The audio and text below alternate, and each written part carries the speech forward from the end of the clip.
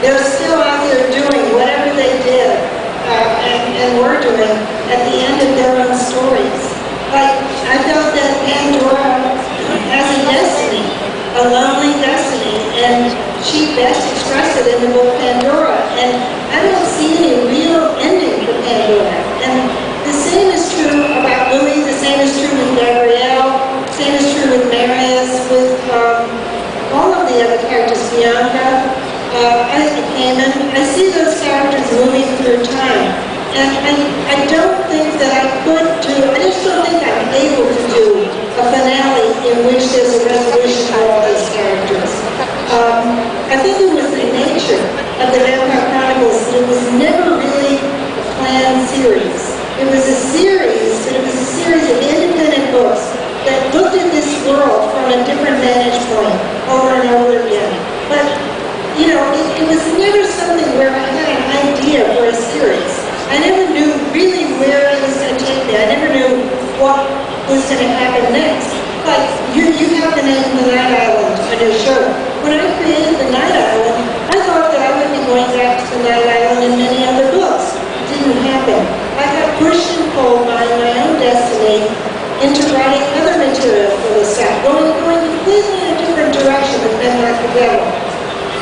And then after Memnoch, I went in other directions.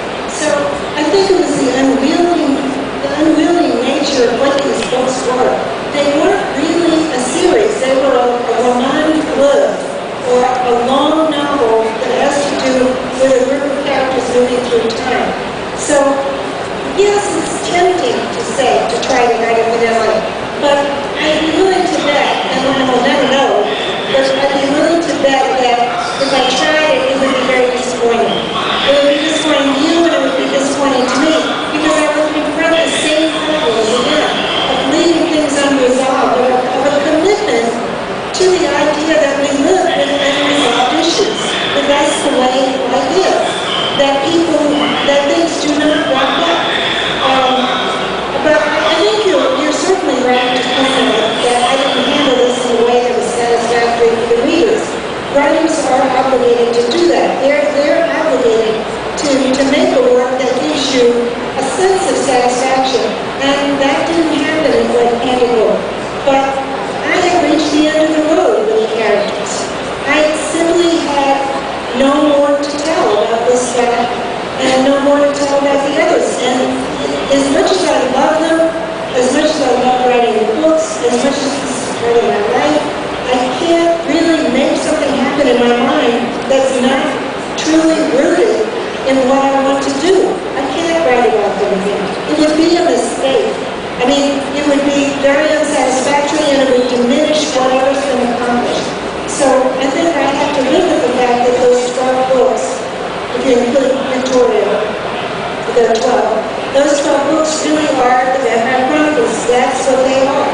And I understand that people are not satisfied and I wish I could do something about it. But I don't feel I can.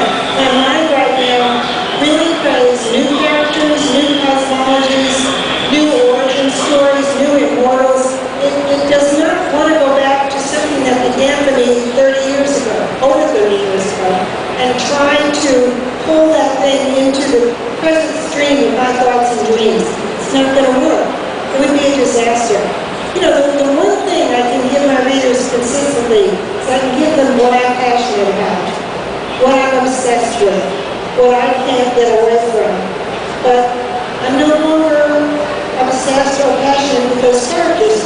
I said really all I had to say about them. And I think what I want for them more than anything right now is a successful translation into film. There's talk again of another movie that will stop. There are the negotiations have been going on forever, and I don't have permission to announce who these people are or what they're going to do. But there is talk of the movie, and it looks very, very good. And I'd love to see Lestat go into a new incarnation. I mean, the truth is, when Interview with the Vampire was made, when the movie was made, I was in an agony because those characters were still in process for me. And I didn't really want to see anybody else's interpretation. I mean, I was very happy when I saw Neil Jordan, what he had done with it, and what Brad Pitt and Tom Cruise and worst events have done. But I really, it was agony. It was just agony. But now, since this is complete for me, I really can enjoy watching this guy become somebody on the screen. And I want this to happen, and the doors are open for me to talk to the people who are making the movie. And this doesn't mean they're going to listen to a damn thing I say, but at least we can talk, you know. And I can tell them if they're pronouncing Lescat's name wrong this time, you know. Whereas last time the door was not open, and I wasn't able to, mainly because of my own fears. But I look forward to that happening. Let this go into another incarnation. Let new things happen.